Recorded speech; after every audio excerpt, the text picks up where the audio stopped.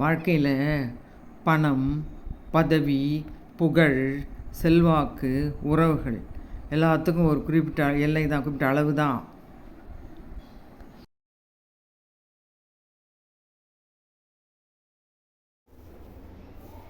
அன்பு நெஞ்சங்களுக்கு வணக்கம்.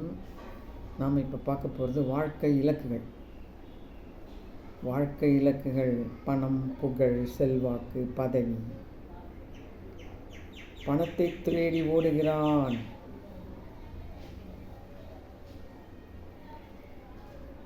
புகழை தேடி ஓடுகிறான், செல்வாக்கை தேடி ஓடுகிறான், பதவிகளை தேடி ஓடுகிறான்.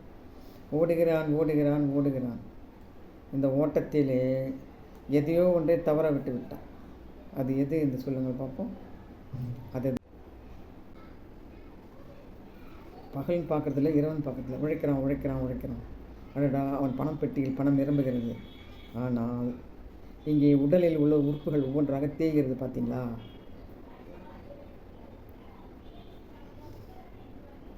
அந்த தேய்மானம் ஆரம்பிக்கும் பொழுதே உள்ள ஒரு விழிப்புணர்வு, ஒரு அதிர்ச்சி வரணும். அடடா, எதையோ தவற விட்டுக்கிறோம், இல்லை நம்முடைய உடலை பாதுகாக்க வேண்டும் அப்படின்ற ஒரு விழிப்புணர்வு வரணும். பதவியை தேடி உழைக்கிறோம், இரவு பகல் பார்க்காமல் உழைக்கிறோம். சமீபத்தில் ஒரு பிரபலமான இசையமைப்பாளரின் வாழ்க்கையில் நடந்த விஷயத்தை நாம் கேள்விப்பட்டிருப்போம்.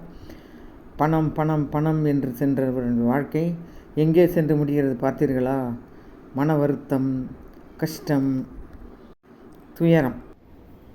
வாழ்க்கையில் பணம், புகழ், செல்வாக்கு, பதவி எல்லாத்துக்கும் ஒரு பர்சன்டேஜ். பணம் சேர்க்க இவ்வளோ பர்சன்டேஜ், புகழுக்காக இவ்வளோ பர்சன்டேஜ், செல்வாக்காக இவ்வளோ பர்சன்டேஜ். உடல் நலத்துக்கு பர்சன்டேஜ் போடுறதில்ல, போடணும். உடல் நலத்துக்கென்று 50% கொடுத்தீங்கன்னா மிச்சம் 50% மற்றவங்க பிரிச்சுக்கோங்க.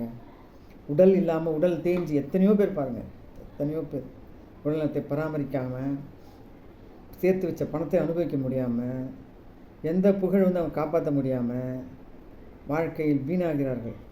அதனால் உடல் நலத்துக்கு முக்கியத்துவம் கொடுங்க. இன்று செய்ய வேண்டியது என்ன? காலையில் எழுந்தோடனே உடல் நலத்தை தவிர வேறு எந்த சிந்தனையும் இருக்கக்கூடாது. உணவில் மிகுந்த கவனம் செலுத்தணும். எதையோ சாப்பிடலாம், சம்பாதிக்கலாம். இப்படியோ ஓடலாம், சம்பாதிக்கலாம். எதை வேண்டாலும் செய்யலாம், சம்பாதிக்கலாம். அடடா, இந்த பொன்னான வாழ்க்கை வீணாகுது. இது இறைவன் போட்ட சட்டப்படி உடலை பாதுகாக்காமல் எது செஞ்சாலும் அது வீண்தானே. இதை புரிஞ்சிக்காமல் ஓடுகிறார்கள் ஓடுகிறார்கள் ஓடுகிறார்கள். உடல் பார்க்கும் பார்க்கும் பார்க்கும், தன்னால் முடிஞ்ச வரைக்கும் சமாளித்து பார்க்கும். அப்புறம் இவ்வளவு தான், நீ எல்லையை மீறி விட்டாய், இதுக்கப்புறம் என்னால் ஒன்றும் முடியாதுன்னு விட்டுரும்.